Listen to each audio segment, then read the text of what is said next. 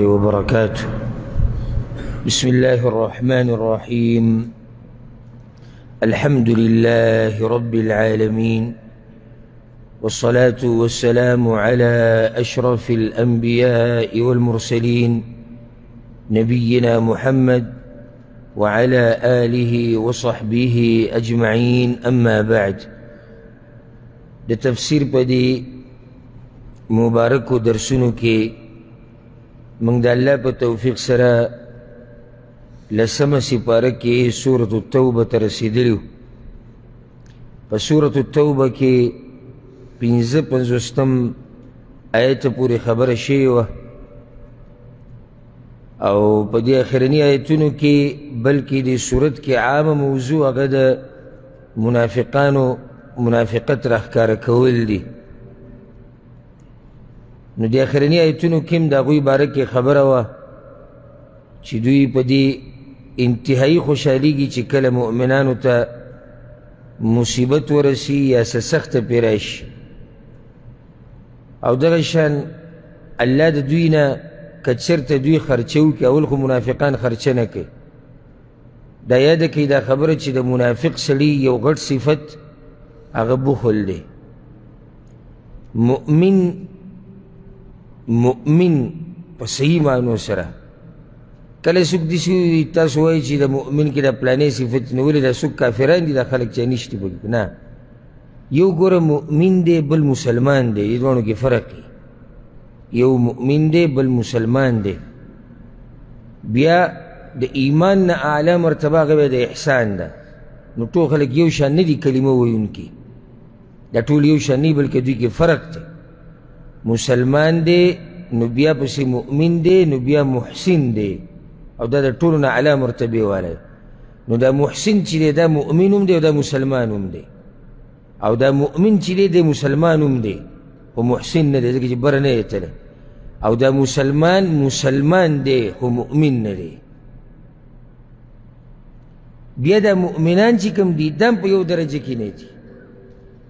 نو درشان دا احسان ولم پا یو درجہ کی نیتی، دا احسانم مرتبی دی. نو کل چی ولی چی دا دا مؤمن صفت تے، نو پوش چی دا دا اعلا ترین مؤمن صفت تے. دا اوچت مؤمن پا صفاتو کی یو دائی چی دے سخی انسانی، دا کی چرت بخل نئی، دے بخیل نئی. ہرچی منافقان دی نو دا غوی لوی صفت دا دا جدا بخیلان دی. او یو سڑے لکه داو سے اعتقادی منافقان دی، داو کافران دی. یو سڑے اللہ نمانی دینی نمانی، داو با دین خرچہ سکی. دا غو ظاہرہ کی صرف دا ایمان پا دی یا دی چیزان پا بچ کی دا مسلمانانونا. نو اللہ ورطوی که تاسو دا خرچہ او کهیم لکه تاسی باز زهینه بای چی دوی با خرچہ کری حالتا خودوی دا مومنانو با صف کی ولار دی کن. اللہ وی که دا خرچہ او کم کنه دا تیزا نقبلو، او داگی وجه بانشیو دا چی ولی نقبلی گی دوی دا صدقه. بیا دا خبر بانشیو چی اللہ ولی دوی دا مالون و دا زامن دو مدیر ورکڑی دی چی دا اللہ دشمنان دی، نو دا مالون و زامن وصر ولی دیر دی. نو داگی اللہ سبحانه وتعالی حکمت بیان کرداو. اوز داگی نباد بودی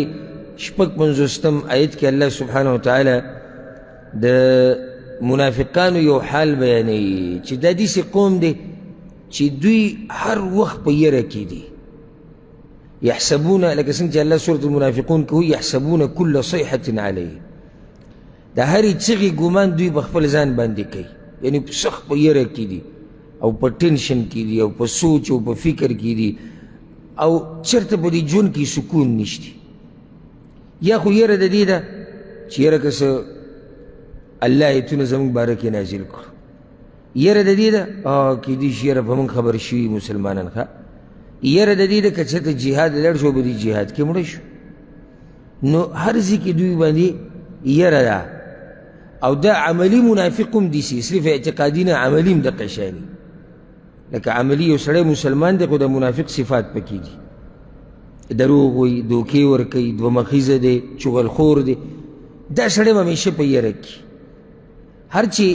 رشتین مؤمن دے دے کنم پا دی خبرو کی پا یہ رکی نہیں. دا منافق انسان یره په دې کې ځکه چې ده کړي ډېر څه دي نو یریږي چې ته راښکاره نه شي. او تا سره میلاو شو، تا ته به زما خبرې کړي، ما سره میلاو شو، ما سره به ستا خبرې کړي. او یو مجلس کې ما او تا میلاو شو او دیم ناست دی، نو د ده د زړه د حال نه به یو الله خبر دی. ولې؟ چې یاره حال مې راښکاره نه شي. دا د ده یره ده. که ته ورته ووایسې ته ورسره میلاو شوې چې یاره ما خو پرون دغه ملګري ته ټلیفون کړی و، یعنې تا لا نور څه نه دي ویلي، تا صرف دا ووایي چې ما څه کړی دی ټلیفون، په ده خوله راماته شو ځکه چې هلته ده خباست کړی دی، د ورانۍ کړی. نو اوس د دې سوچ کې چې په ټلیفون به یې څه ویلي. که اوس یو رښتینی مسلمان دی د هغه څه کار دی چې یېرېږي یا طبیعت یې خرابي. که ته د هغه سره میلاوي او که د هغه سره میلاوي، که د هغه سره زما لار، زما منهج، زما کردار هغه صفا دي. نو دا صفت په دې عملي منافق کې مې چې دی غریب په مخه په یره کي. نو بیا قسمونه به خوړو دغه منافقانو د پیغمبر صلی الله علیه وسلم دور دا چې قسمونه به یې دې دپاره خوړو چې خپله صفایي هلته پیش کوي. الله وی اعوذ بالله من الشیطان الرجیم بسم الله الرحمن الرحیم ويحلفون بالله إنهم لمنكم او قسمون خوري دوی په الله باندې چې یقینا دوی خامخا ستاسو د ډلې نه دي. نو قسم ته څه ضرورت دی که منافقان دی؟ اوس ابوبکر صدیق رضی الله عنه ته څه ضرورت دی چې قسم خوري چې زه بار بار وایي زه د مؤمنانو د ډلې نه؟ دا خو واضح دی مؤمنانو په ډله کې دی. یا بل صحابي یا بل د دوی دا قسمونه بار بار دا دلالت کوي په دې باندې چې دا قوم دروغجن دی. او ځکه دا کم سړی چې ورانې پکې که نه ورانې، نو دې خپلې صفایانې د وخت نه مخکې ډېرې پیش کوي ځکه چې هلته یېره کي چې حقیقت راښکاره نه شي. اوس تاسو چا ویلي چې قسم وخورئ تاسو مؤمنانو په ډله کې، خو دوی په خپله یېره کې دي که نه چېرې موږ راښکاره کېدو راشه راښکاره کېدو نو راشه قسمونه وخورئ چې خپله صفایي موږ دا ول نه بیانو. نور مؤمن سړي ته څه ضرورت دی چې هغه قسم خوري او بار بار دا وایي. یو ځای راغی یو موقع راله ویې زه د مؤمنانو د ډلې نه یم صحیح شو، خو چې دغې همیشه کاري چې قسمونه خوري او وایي زه د مؤمنانو د ډلې نه یم، نو بیا خو ده کیسې چل. الله وایي وما هم منکم او حال دا چې نه دي دوی ستاسو د ډلې نه ولکنهم قوم یفرقون مگر دوی داسې قوم دی چې یریږي. دا قسمونه ټول د دوی د یېرې د لاسه دي. قوم یفرقون دا په دوی باندې یره راغلی په دې بزدلو باندې. او دشمنیم بیا د هغه سړي دشمني وایه چې نره دشمني کوي. د منافق سړي د دشمنیم څه دشمني نه دا اوس څه دشمني ده؟ په خوله باندې موږ ستاسو یو او موږ ستاسو ملګري یو او بیا پشي شا دشمني، دا څه دشمني شو؟ دشمني بیا د کافر هغه ښه ده، د یهودي او د نصراني او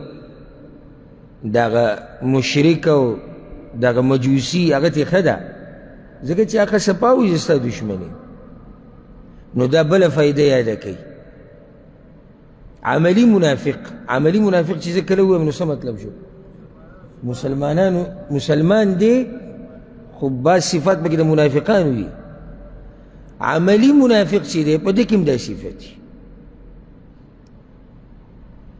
چې د ده که چېرته چا سره دشمني راشي نو هغه دشمني هم دی داسې کوي چې په شیشه دې سړي ته نقصان رسولو کوشش کوي. او دغه شان د یو سړي شرمول په مجلسونو کې په هغه بهتانونه تهمتونه لګول، د هغه د کور باره کې خبرې کول، د هغه د ذات شرمول، یعنی کوشش دا کوي چې د ده عزت خراب شي او چې مخامخ شي بیا به صفتونه کوي او بیا وایي زه ملګری یم او زه دا یم زه دغه یم. دا په عملي منافق کې هم دا صفت وي. نو دا فایده یاده کوي. دا اعتقادي منافق چې دا کافر چې دی او دا عملي منافق دوی کې ډېر صفات یو بل سره یو شان دي خو صرف دومره دی چې هغه د دین نه منکر دی په زړه کې نه مني نه الله مني نه پیغمبر مني دی الله مني پیغمبر هم مني نو مسلمان دی او کمزور ایمان والا مسلمان دی او کمزور مسلمان ناقص الایمان دته ویلی کی ایمان یې کم دی خو صفات د دوی ډېر صفات دي چې هغه یو شان دي حال د دوی ته وګوره که نه دوی قسمونه خوري وایي موږ د مؤمنانو د ډلې نه یو الله یې حقیقت بیانوي چې دوی دي او که نه دي لو يجدون ملجأ أو مغارات أو مدخلا كمندل دوی زید پناغی یا غارون یا سرنگان لولوا إليه وهم يجمحون خام خاوڑی دلی بوی آگیتا بدیسی حال کی چی مندی بی وحلے دا خو زیده تیختی نشتی الله وی کچرت یو زیکو ته سرنگ ملاو شو کنه یا یو غاری ولیدو او یا چا ورته ووایي چې راشه موږ به دله پناهي درکړو دوی پوخا ستاسو نه تښتي وره دا بوزدله قوم دا چې نه ستاسو سره دي نو دا چې د تیښتې لارې نشتي بل څه ځای نشتي بل څه طریقه نشتي نو دوی به دغه وایي چې راشه وڅه کوې نو یو به وایو بله به وایو او ځان به ساتو دا د دوی حقیقت ته او دا حقیقت بیانوي هغه رب چې هغه علیم بذات الصدور دی هغه په سینو باندې خبر دی په سینو کې څه دي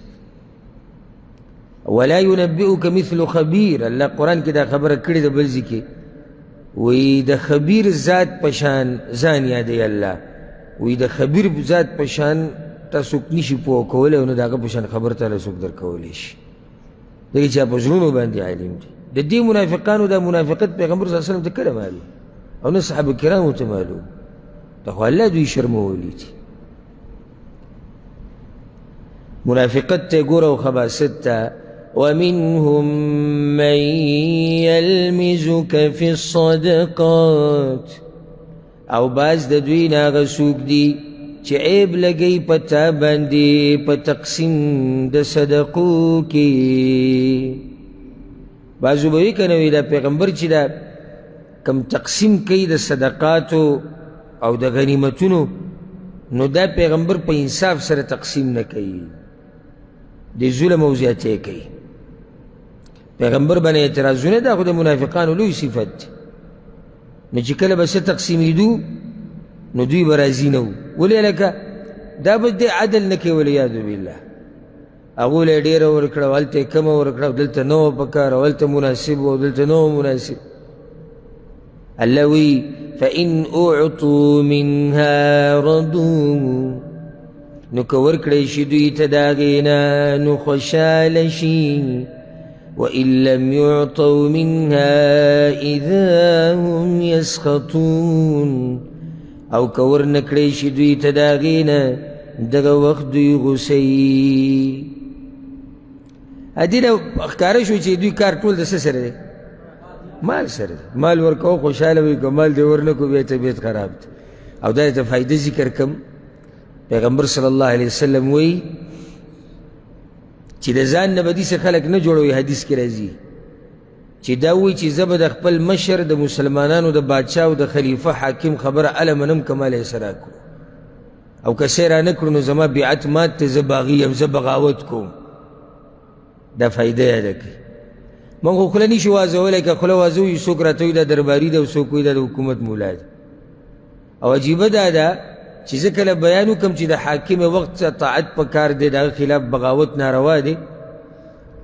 نو دا هر یو پارټۍ والا زما هغه بیان د خپل حاکم سره لګوي او جی عمران خان یاد کو جی نواز شریف یاد کو زما نه د نواز شریف سره کار دی نه د عمران خان سره کار دی نه د بل او د بل زما کار د قرآن او د حدیث سره دی ورب الکعبه که مې دا سترګه رپېږي که نه د یرې نه چې یاره دا سړی د پلاني پارټۍ والا دی او دا به وي دغه به وي هېڅ پروا مې پرې نشته چې څوک هر څه وایي زما کار د حق سره دی د حاکم خلاف بغاوت چې مسلمان یي د هغه خلاف بغاوت کول حرام دی اگر که ظلم کوي پیغمبر صلی الله علیه وسلم که ملا دله ووایي جیل ته دې واچوي مال دنه والي بیا به هم بغاوت نه کوي دا خبره زموږ هر دور کې ده الحمدلله نه زه ګورې په سیاسي مولیانو کې یم او نه د پارټیانو نه متاثره کېږم. دا هر دور کې ده چې کوم حاکم راغی او مسلمان خلیفه راغی او مشر پیغمبر صلی الله علیه وسلم دا نه دي ویلي چې ای مسلمانانو د پلانې پارټۍ مشر که د باندې راغی نو بیا به بغاوت نه کوئ بلې نه کوئ. دا کوم ځای کې پیغمبر ویلي دي؟ او دې بعضو ته دا حدیثونه اله رایاد شي چې کله د ده د مرضۍ مطابق حاکم راغلی پیغمبر وایي نه چې بغاوت به نه کوي. بیا چې دغه حاکم راشي بل راشي هغه لاړ شي بل راشي بیا نه حدیث شتي نه قرآن شتي نه د سلفو لار شتي. دې ته وایي د خواهشاتو تابعداري ورب الکعبه دا د قرآن او حدیث تابعداري نه ده. دین خو دې ته وایي چې یو خبره ته بده ګڼې یو مشر تا سره ظلم وکړي زیاتې وکړي بیا هم ته د الله او د الله د پیغمبر منې.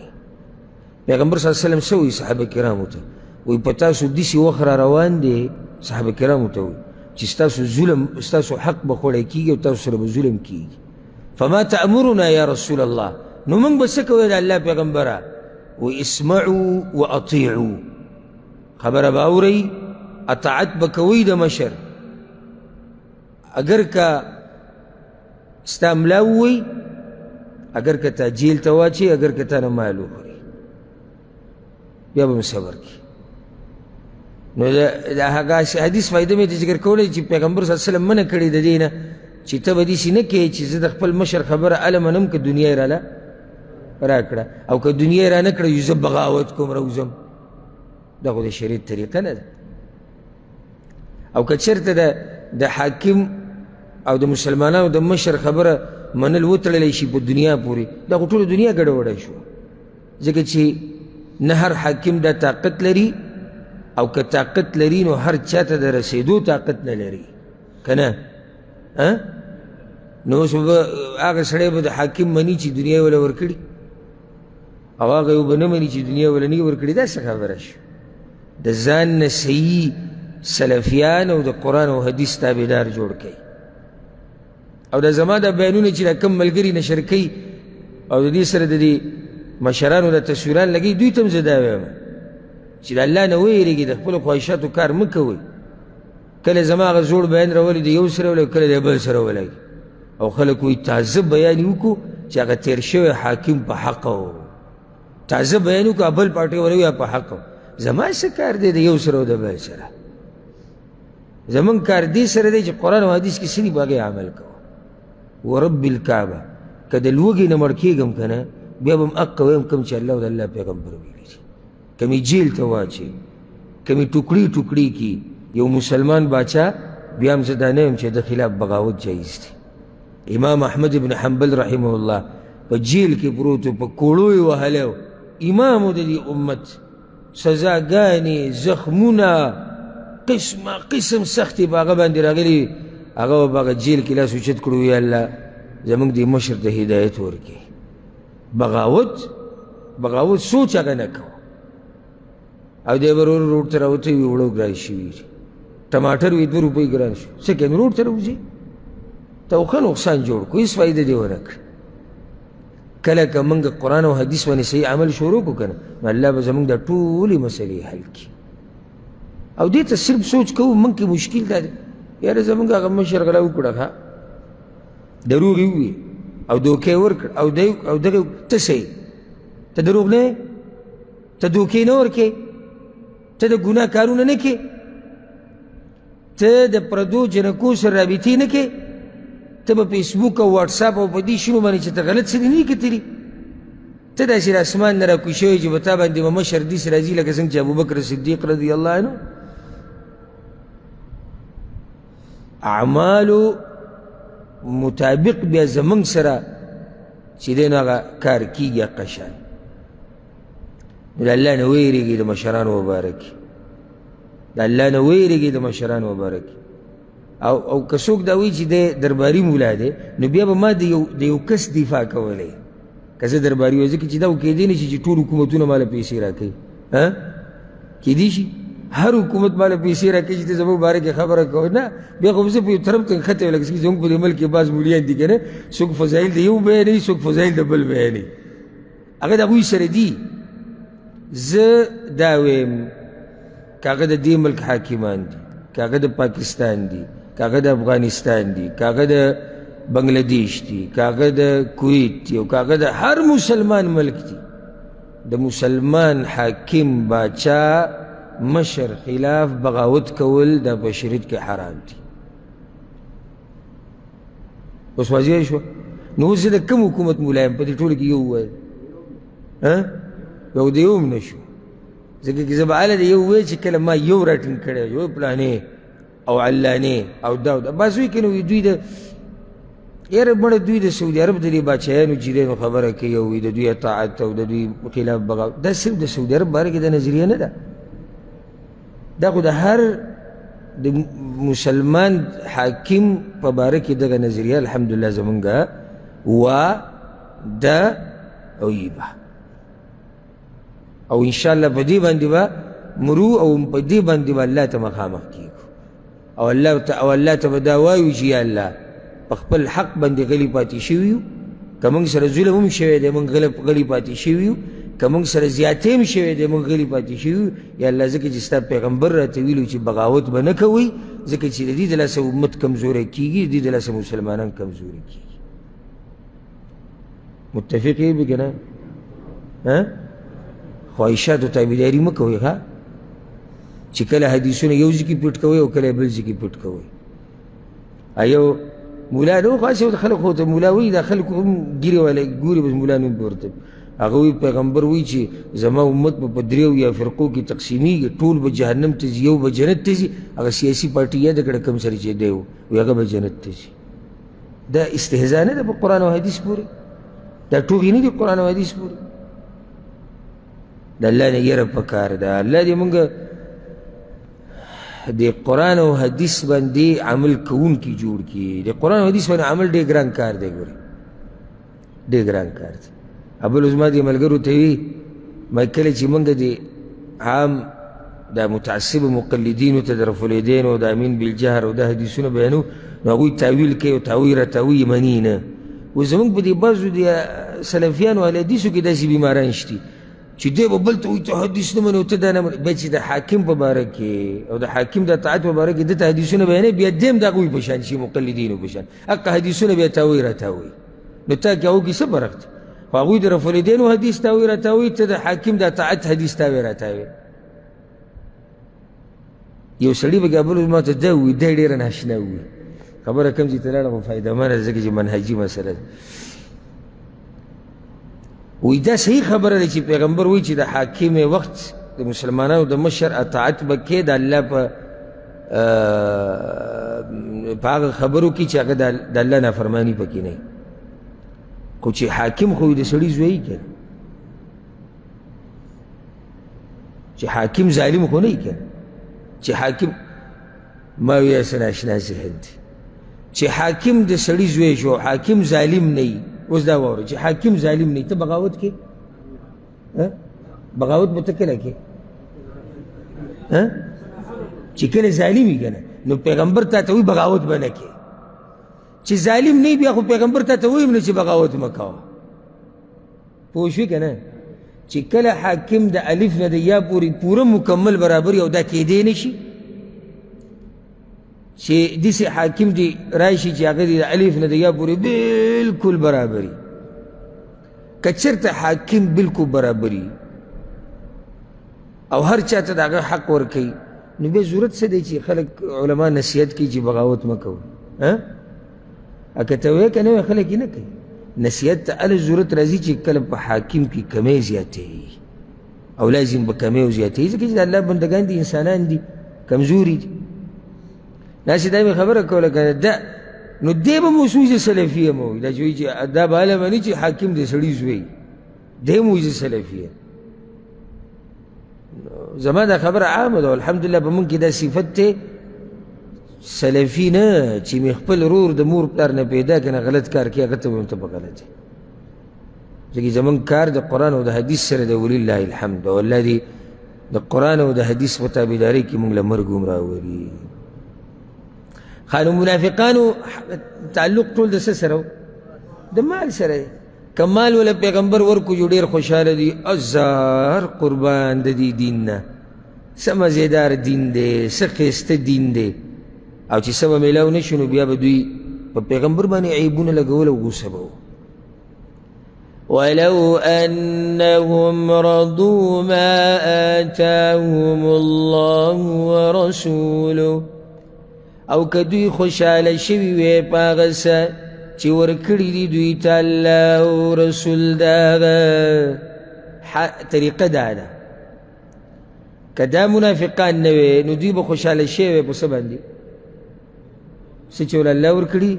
او څه چې رسول صلی الله علیه وسلم ورکړي الله څه ورکوي د هر څه چې ده خو د الله طرفه دي پیغمبر صلی الله علیه وسلم یې څنګه ورکوي پیغمبر صلی الله علیه وسلم څنګه ورکوي تقسیم د مال بارک الله فیک که چېرته دوی راضي وي په هغه څه چې الله والا به برخه کې ورکړي او پیغمبر تقسیم کې دوی په برخه کې ورسي که په دې باندې دوی راضي وي دا به منافقان نه خو دا منافقان دي ځکه پرې ناراضي دي ولې تاسو ته هغه واقعه نه ده معلومه ده د انصارو هغه خصوصو ځایونو کې موږ بیان کړی و چې کله د حنین غنیمتونه تقسیمېدو او چا پکې دا خبره وکړه چې پیغمبر صلی الله علیه وسلم مکې والو له مال ډېر ورکو خپلو خپلوانو له پیغمبر صلی الله علیه وسلم ته چې خبر راورسېده ټول انصار یې راجمع کړو ټول وایي ما اورېدلي دي چې تاسو دا خبرې کړي دي یا تاسو کې بعضو دا خبرې کړي هغوی سرونه کوز نیولي وو او جړلي یا الله والا خلکو وایي تاسو ګمراهان نه وئ الله زما د لاسه تاسو ته هدایت درکړو تاسو غریبانان فقیران نه وئ الله زما د لاسه مالداره کړئ تاسو الله زما د لاسه عزتمن نه کړئ او هغوی به جړل الله او د الله رسول وي ښه پوهېږي او دقه شان دا جړل نو یې څه خو ووایې که نه جواب خو راکوي دا خو دومره قدرمن او اوچت قوم دی دوی پیغمبر ته څه جواب ورکړي نو پیغمبر صلی الله علیه وسلم ورته تاسو جواب راکولی شئ خو نه یې راکوئ هغه جواب دا دی چې صحیح ده خو ته قوم را شړلی نه وي موږ دله ځای درکو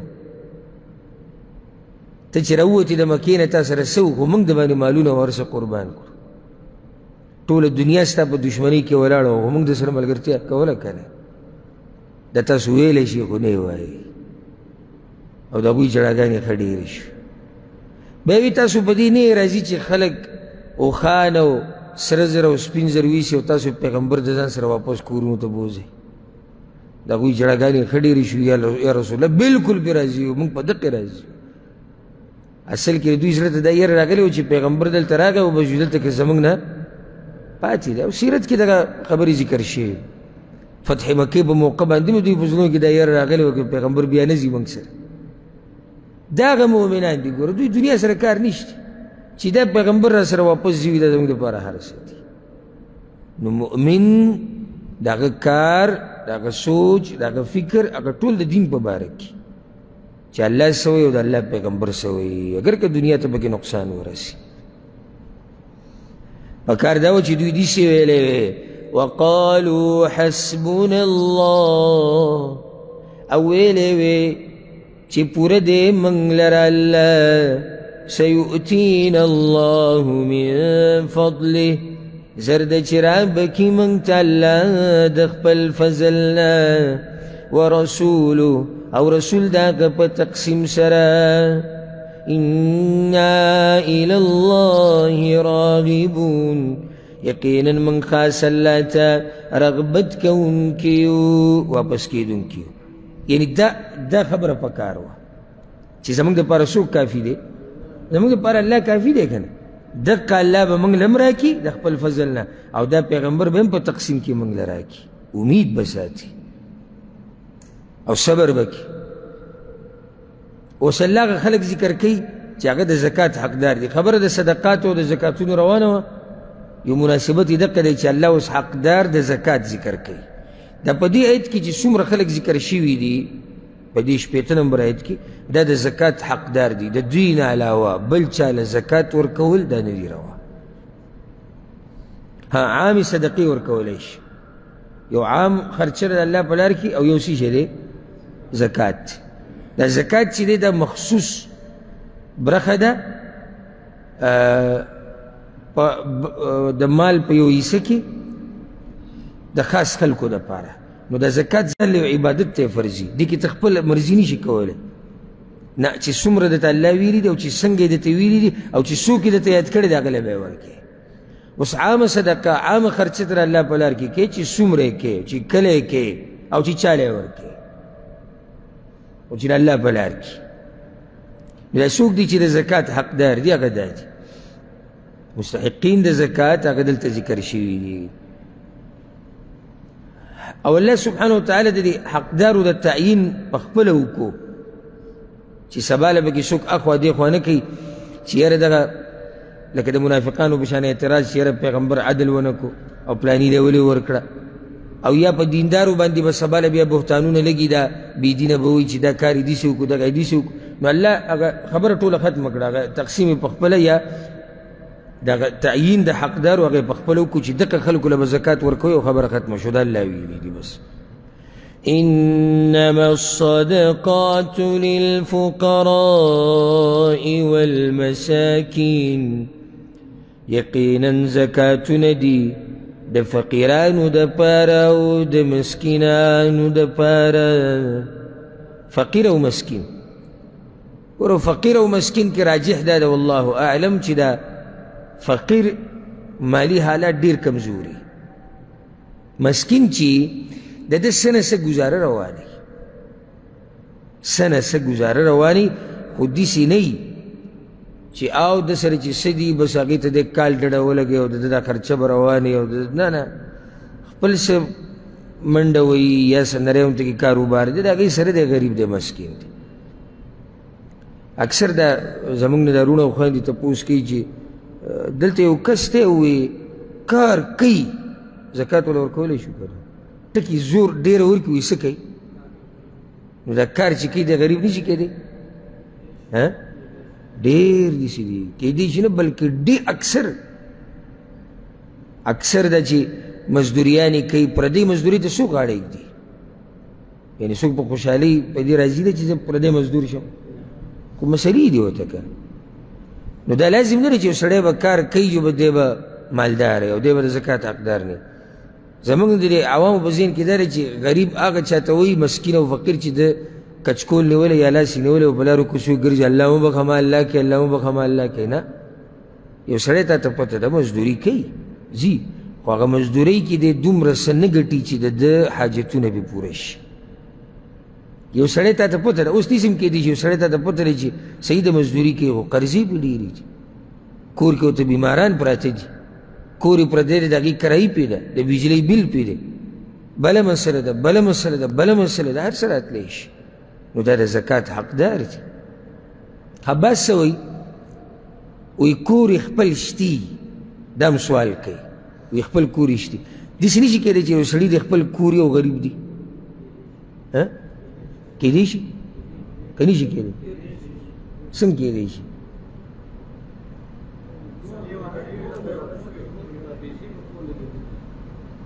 یعنې یو سړی دی د هغه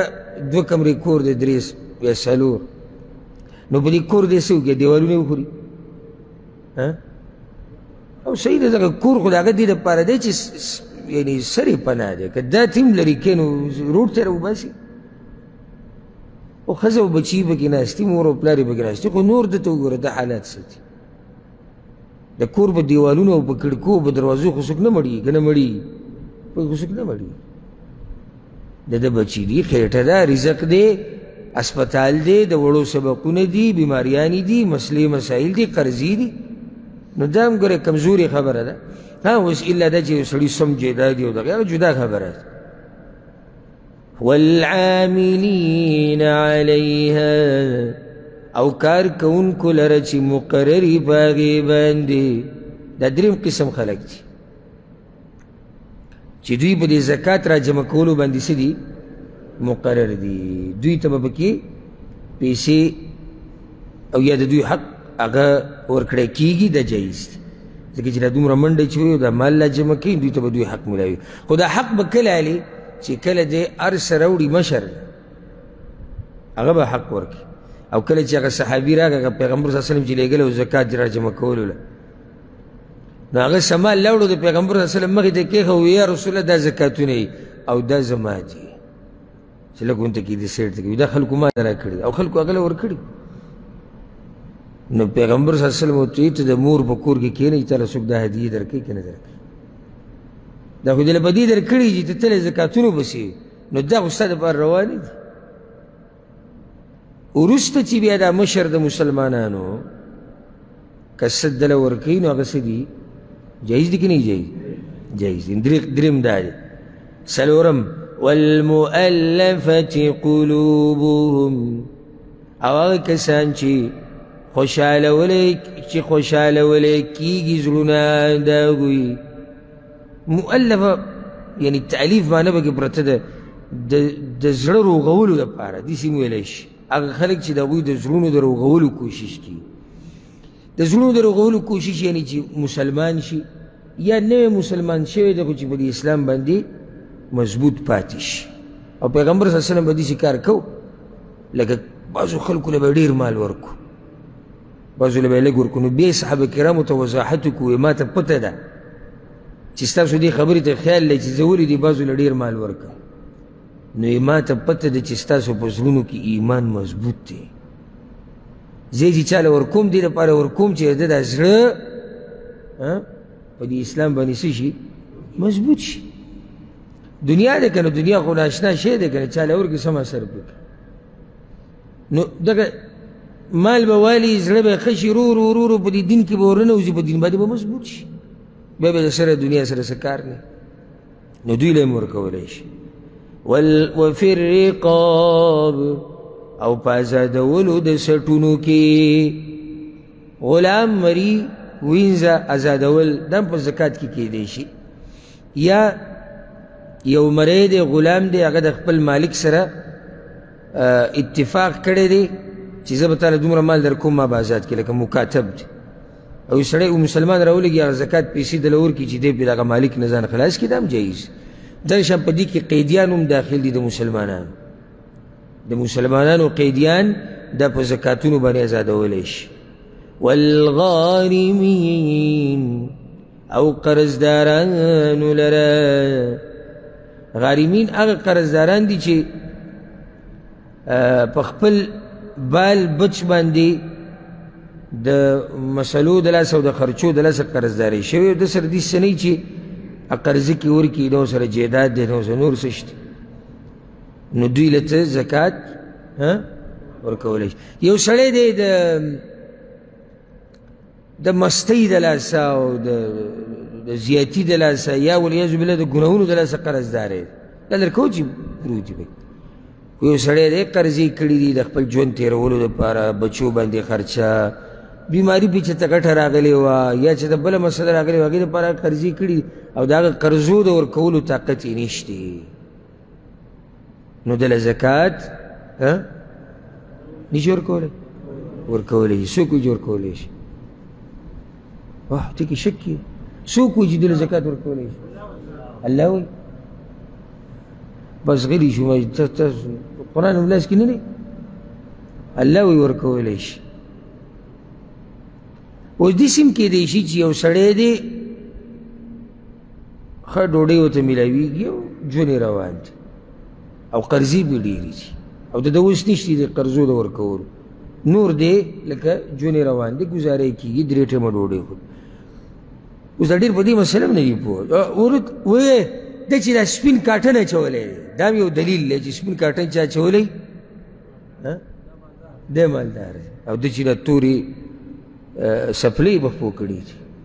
یو سړی به د خپل لباس ورې خیال نه ساتي د غریبۍ خو دا مطلب نه دی چې سړی ځان وشرموي روډونو ته راوځي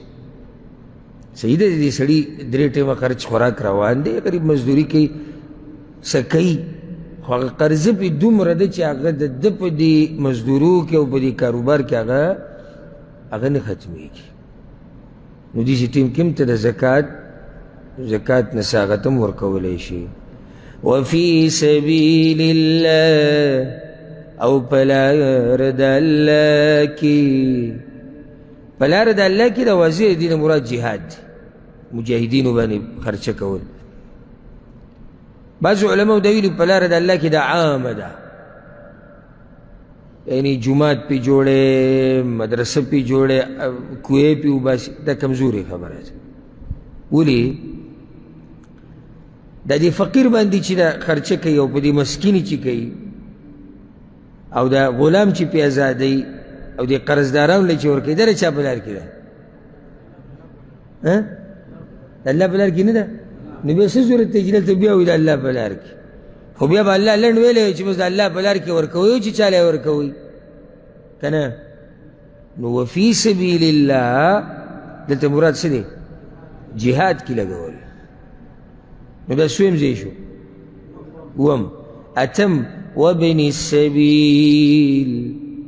او مسافر لره لکه یو مسافر دی څه مسله ورته راپېښه شوې ده مال ترې ورک شوی دی ګډوډ شوی دی خپل ځي ته نشي رسېدی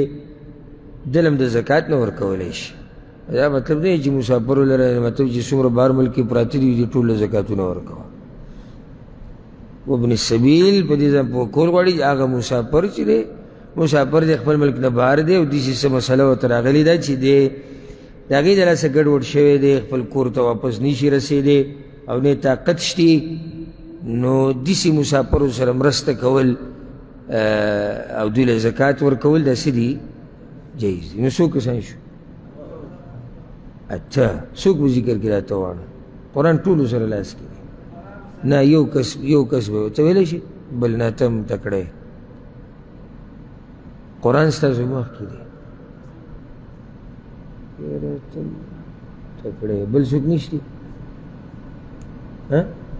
ته ووایه ګوره ورته ووایه ځه نه ته ما ته ټول آیت وایې صحیح دغه کسان دی خو پښتو کې هو که نه زه فقیر او مسکین موږ پوه شو دوه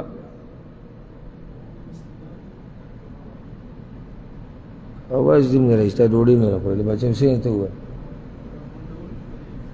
راغونډونکي د زکات درې هغه چې د هغوی د زړونو د خوشحالولو کوشش کېږي د څلور وینځه غلامان ازادول قیدیان ازادول پنځه غارمین قرضداري فی سبیل الله الله په لار کې جهاد کې وابن السبیل او مسافر اته شو بل یو څوک ذکر کړي دلته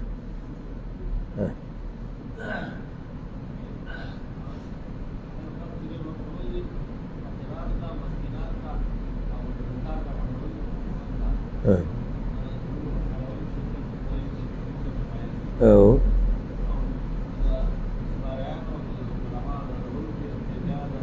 بالکل جهاد مسافر بارک الله فیک دیسی وی ها تا ما ته عید پوره وي هوښیار بر جواب راکړی خو ټول له ورځي خو چې عید ته مسله راوباسي ښه الله څه وایي ګوره بیا پې الله یعنی د تاکید دپاره چې د دې نه اخوا دې خوا څوک نشي کولی فریضة من الله فرض کړی شوی دی د طرف د الله نه دا خبرې الله د طرف نه فرض شوي دي که خو دې خو نه کېږي ورې دا بعض ملګري تپوس کوي او د زکات مسله دی چې دغه جواب واضح وایي موږ یعنی جومات جوړول غواړو زکات په مال باندې جوړولی شي تاسو مله جواب راکړئ زه درته بعض کسان ښیم او جواب یې راکړه جومات به یې لګولی شي ولې دې ځای کې نه دی ذکر وفي سبیل الله کې نه راځي د الله په لار کې این جهاد مراد دی ښه بعض وایي زموږ کلي کې مدرسه ده او جامعه ده او د هغې دپاره ورکوم چې د آبادۍ کې ولګوي آبادۍ کې نشي او دغه ځای کې د زده کړه کوونکو ته ورکولی شي هر زده کړه کوونکي ته چې غریب وي دا به ورسره بل قید لګوي داسې هم کیدی شي چې یو مالدار سړی راشي علم یې زده کوي نشي کیدی دله زکات ورکولی شي نشي ورکولی چې دا زده کړه کوونکی صحیح غریب وي چې غریب وي بیا وله زکات ورکړه خو دا زکات به بیا دی دا به استاذ نه وي چې استاذ دی ورکه استاذ یې جیب ته واچي دا به د دې ماشومي بعض استادان هم ګوره میلاویږي ورته ډېر څه ورکوي لږ څه زه یو قصه مې ذهن ته راغله ما یو وخت کې قرآن چې کله ما یادو یو قاري صاحب سره او بخښنې ته غواړو که چېرته زما دا بیان مخې له ورشي بیا به رانه خفه خو دا یو واقع راغلی وه مخې ته نو زموږ سره یو ملګری و هغه د دې دیر د علاقې و او زموږ همزولتیا وه ما د هغه نه قرآن مخکې ختم کړی و هغه وروسته ختم نو هغه پلار یې خوشحالۍ کې چې راغی نو زموږ هغه استاذ له یو 500 له ورکړو په دې باندې به دې وړو له پروګرامو کې د خوشحالۍ دغه دی زما زوی قرآن ختم 500 له لوی شی و په هغه کې اوس لوی شی دی اوس پې هم ښه غټ پروګرام کېږي که نه وړوکی غټ پروګرام کېږي او موږ به سو چې زیات نه زیات دقه کم زموږ چې حلقه وه یعنې 14-15 به وټو بس یو هغه بېغمه شي به د جمعرات په ورځ به وي پروګرام ستاسو خیر یې مخکې به دا چوټي چې دی دا به جمعرات او جمعه وه که نه او جمعرات په ورځ به پروګرام یې راځو دا واړه سخت خوشحاله و پروګرام به یو دا به یو دغه جمعرات په ورځ چې مونږ ورغلو بیا چا سبق ته هم ډډې نه لګېدي واړه هسې تعویض راتعویض ځکه چې پروګرام دی نو بس بیا داسې تقریبا 9 بجې وي سهار هغه استاد زه راووتم راشد خو زه ورغلم وایي ځان سره یو 2 لکان نور که او زما هغه ځای ته معلوم دی اوسېدو کمره چې لرې وه خو بیا ما ته معلوم وه بیا ته معلوم دی وایي هلته لاړ شه او هلته بل زموږ یو ملګری دی هغه پروګرام تیار کړی دی او هغه به تاسو دلته راوړي هغه سامان او به دلته به ټول واړه یوځي ما صحیح ده موږ روان شو لاړو نو څه پیسې را کړې وې چې یو څو روټۍ به راولې ماستو ډبې به ورسره راولې هغه هم په لاره راواغېستو بیا هغه کمرې ته ورغلو ګورم وټکو دنه بل د هغه ملګری چې دی خولۍ پرې راماتې دی لکه کار کوي یې پخلی کې نو پخلی هم کور کې زموږ اوس د کور دی خو چې اوس پروګرام وشي یو غټه پتیله پرته وه یو اوچته وایي بس ما هغه ملګرو ته به لاس وراچوي کپړې وپړې مې ترې تاو کړې پتیله به راغستې خو په هغې کې داسې سالې دې کړی دی چې داسې ځي او داسې ځي اوس دا پتیله کنټرولول دا موږ ته ګران وي یاله او دې سره څه وکړو او جومات رانه لرې دی په منځ کې فاصله ډېره ده خیر خو را روان یو او دمه پکې کوو بیا یې راوچته وو بیا یې ږدو بیا چې جومات ته وشی راته دی کو استاذ وي دلته کښېنې موږ کېښودو پتیلې هم سر اوچت کړه خو لا دننه موږ دا شی کولاو کې لکه داسې ملا تیرې خو راله مات کړو چې د دې کې دي څه چې موږ ماته کړه که نه کولاو هم کړه داسې اوبه پکې دي اوبه یو ټماټر او مسالې چې ته وراچولې ده پای کې به چې ته یو چرګ دوو د هغې داسې یو پوټی پکې زما په نظر راغلی بس دغې ته کېناستو پای کې به ډوډۍ والې او خوړې دا ټول پروګرام دا څو دا د 500 باقي چې شوې 500 کې باقي په 500 کې باقي که نه لاړې حالانکې دا حق د استازو که د شاګردانو دا د شاګردانو نو داسې هم کېږي چې بهر نه کس راشي او مشرانو له مال ورکړي چې دا به ورکړي چا له ماشومانو له یا دلته د زده کړه کوونکو له دوی له به کمبلې واله دوی له به کتابونه واله دوی له به دا واله نو داسې استادان پکې شته استادان دې نه خفه کېږي زما نه اصلاح به کوو د ټولو او ما د استاذ نوم نه دی اخیستی چې هغه استاذ یې داسې کوي ما استادانو ته نصیحت دی چې د الله نه ویرېږي بعض پکې داسې دي اکثر داسې نه دي خوشتي شیطان دی که نه یعنی ما ورته دا اعتماد په ځان کولی شو چې شیطان ما نشي ګمراه کولی نشو کولی او پیسو ته ټینګېده څه دي ګران کار دی خصوصا چې تا ته دا پته وي چې بل چا ته پته نشته دلته بیا دې ته ټینګېده صحیح ګران او بل دا چې تا نه څوک تپوس کوونکی په دنیا کې هغه هم نشته او د الله یاره خو نه وي ځکه دا کار کوي نو دی وایي زه راشه 10,000 روپۍ دي 10,000 کې 15,000 زما او 15,000 به وړو تقسیم کړو دا خو دې ټولو حق دی هلکه داسې راته ویلي چې څه ستا او څه څه د دې زده کړه کوونکو نو بیا صحیح ده. کوم ځای کې لګیا وو؟ فریضة من الله والله علیم حکیم. او الله پوه دی حکمت واله دی. الله د منافقانو یو بل بد صفت بیانوي. یو خو دا بیان شو چې دوی پیغمبر باندې عیبونه لګوي چې دې تقسیم کې څه نه کوي، تقسیم کې عدل او انصاف نه کوي، والعیاذ بالله. نو بل ومنهم الذین یؤذون النبی، او بعض د دوی نه هغه کسان دي چې ضرر ورکوي پیغمبر ته، ویقولون هو اذن، او وی دی او وی دوی دی اوریدونکی دی هرې خبرې لره. پیغمبر به تنګو، نو د پیغمبر تنګول دا د منافقانو صفت او دا به وي مړه وي دا پیغمبر څه ساده سړی دی، والعیاذ بالله وي دی بې بصیرته انسان دی، بصیرت ورسره نشته، پوه نه دی، هوښیار نه دی. ولې وي دی د هر چا خبره چې مني. که موږ ورته قسمونه وکړو، موږ ورسره چلونه کوو، دی زموږ هغې ته ها وایي،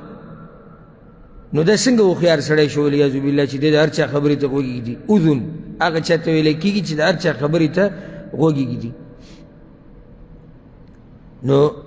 دا به دوی به پیغمبر پورې سخریه او استهزا او ټوغې کولې چې دی نه دی پوه، ځکه هر چا ته غوږ ږدي، چې څوک راځي دی ورته غوږ ږدي. الله پرې رد کوي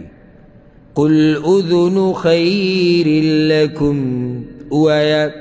هغه اورېدونکی د غوره خبرې ستاسو دی. یوه ده چې د پیغمبر هر هغه خبره اوري چې د مسلمانانو پکې فایده وي. یو دا خبره شوه، ځکه چې دی نرم خویه دی، په مؤمنانو باندې مین دی، نو ځکه دی د مؤمنانو هرې خبرې ته غوږ ږدي که فایده پکې نو اوري. ویؤمن بالله، ایمان لري په الله، ویؤمن للمؤمنین، او خبر منی د مؤمنانو. دا خو د هغه نرم دیلی ده، او دا خو د هغه ښایسته اخلاق دي چې هغه د مؤمنانو خبرې ته غوږ ږدي. اوس دلته فایده یاده کوي. بله یو خو د پیغمبر هغه خبرې ته غوږ ږدي چې د مؤمنانو دپاره صحیح خیر پکې او فایده مني. یوه دویمه پیغمبر هرې خبرې ته غوږ ږدي، دا صحیح ده، خو دا هرې خبرې ته چې هغه غوږ ږدي د هغه د اخلاقو د لاسه ږدي، دا مطلب نه دی چې هغه د دې مخامخ سړي په دې خبره نه دی پوه،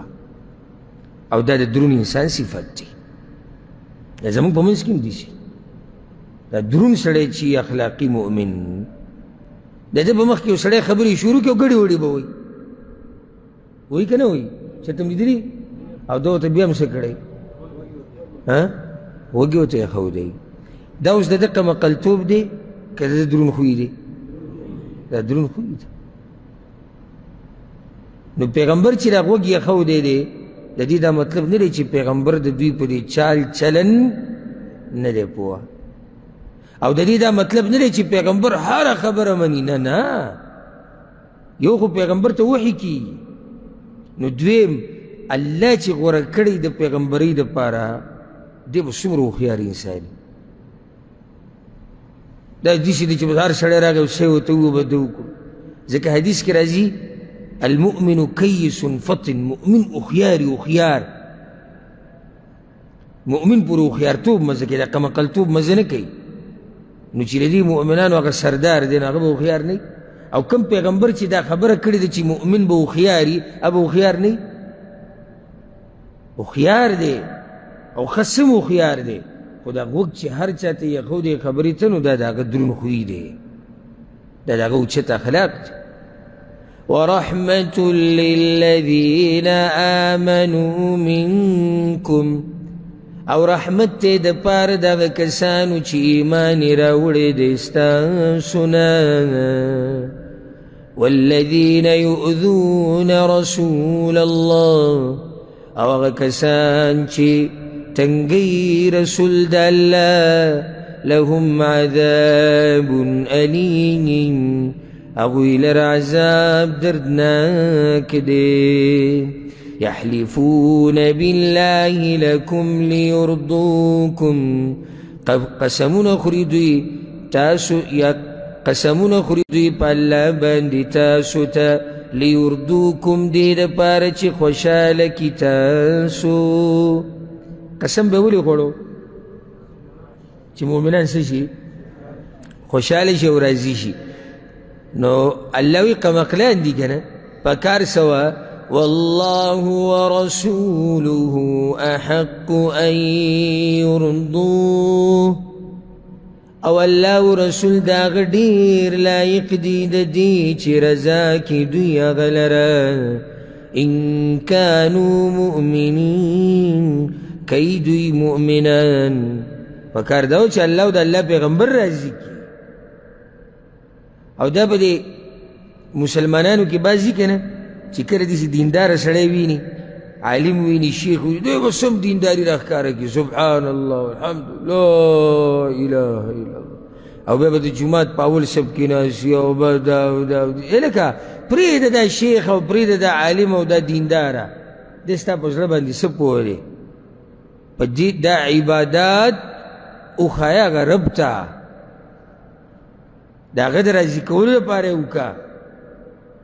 دا چې د دینداره په مخ کې کوې او بیا یې نه کوې دا چې د استاذ په مخ کې کوې او بیا یې نه کوې چې شیخ مخ کې کوې بیا یې نه کوې نو دا خو بیا ته ریاکار شوې دا خو د الله لپاره خو نه شو ځکه چې راضي کول د چا څوک راضي کول پکار دي هغه الله راضي کول پکار او ځکه چې اوچت مؤمني او د الله دپاره کار کوي دې سره کار نه چې چا لیدلی هم که نه څوک مې پیژني او که نه ځکه چې ده ته پته ده چې کوم رب دپاره یې کوم د هغه سره ذره برابر عمل نه ضایع کېږي اوس یو سړی دی 1 لاک ریال یې راواخېستو او غریب له یې ورکړو